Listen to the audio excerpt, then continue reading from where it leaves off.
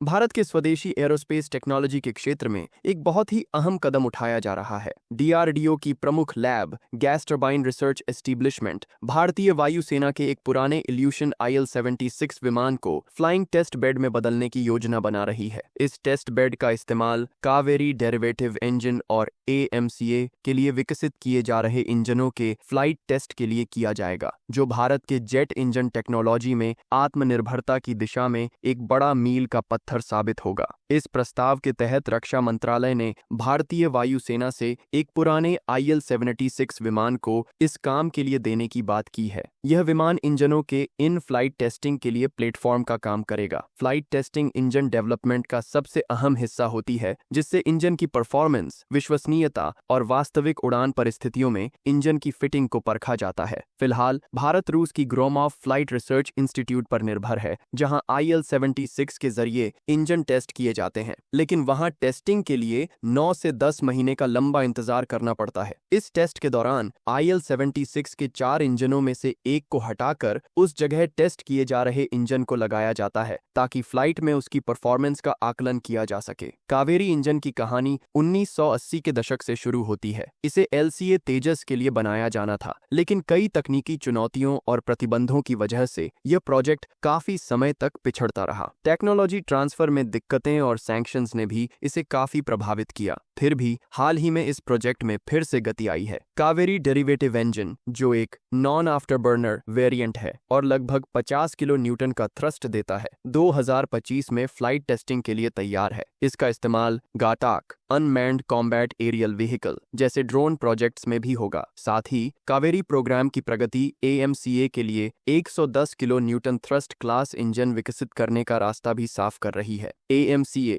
भारत का पहला 5वीं पीढ़ी का स्टेल्थ फाइटर जेट होगा, इसीलिए इसके लिए मजबूत और एडवांस्ड इंजन की जरूरत है। IL-76 विमान को फ्लाइंग टेस्ट बेड में बदलना भारत की विदेशी टेस्टिंग सुविधाओं पर निर्भरता को कम करेगा। यह कदम इंजन डेवलपमेंट के टाइमलाइन को तेज करेगा और आत्मनिर्भरता को बढ़ावा देगा। IL-76 का भारी भरकम और मजबूत डिजाइन इसे इस रोल के लिए सबसे उपयुक्त बनाता है। इस विमान में आसानी से इंजन को निकालकर नए इंजन की टेस्टिंग की जा सकती है। GTRE इस स्वदेशी टेस्ट बेड से टेस्टिंग प्रोसेस को आसान, सस्ता और अधिक प्रभावी बनाना चाहता है, ताकि कावेरी और उसके डेरिवेटिव इंजन डेवलपमेंट पर बेहतर नियंत्रण रखा जा सके। भारतीय वायुसेना जल्द ही इस प्रस्ताव को मंजूरी दे सकती है और अपने बेड़े से एक पुराना IL-76 विमान इस काम के लिए आवंटित कर सकती है। वायुसेना भी इस प्रोजेक्ट को इसलिए सपोर्ट कर रही है क्योंकि वह जानती है कि स्वदेशी इंजन डेवलपमेंट रणनीतिक रूप से बेहद जरूरी है, खासकर जब क्षेत्रीय सुरक्षा चुनौतियां चीन जैसे पड़ोसियों के उन्नत एयर पावर के कारण बढ़ रही हैं। हालांकि चुनौतियां अभी भी काफी हैं। कावेरी इंजन प्रोग्राम को मटीरियल साइंस, मैन्युफैक्चरिंग प्रिसिजन और पर्याप्त थ्रस्ट देने के मामले में कई समस्याओं का सामना करना पड़ा है। वायुसेना पूर्व pilot group captain Ajay Ahlawat जैसे एक्सपर्ट्स कहते हैं कि AMCA और तेजस MK2 जैसे एडवांस्ड प्लेटफॉर्म के लिए कावेरी 2.0 नाम का अगली पीढ़ी का इंजन विकसित करना होगा, जो 100 किलो न्यूटन से ऊपर का थ्रस्ट दे सके। फ्लाइंग टेस्ट बेड इस दिशा में बहुत मददगार साबित हो सकता है, क्योंकि यह असली उड़ान में इंजन के परफॉर्मेंस को परखने और सुधारने का मौका देगा।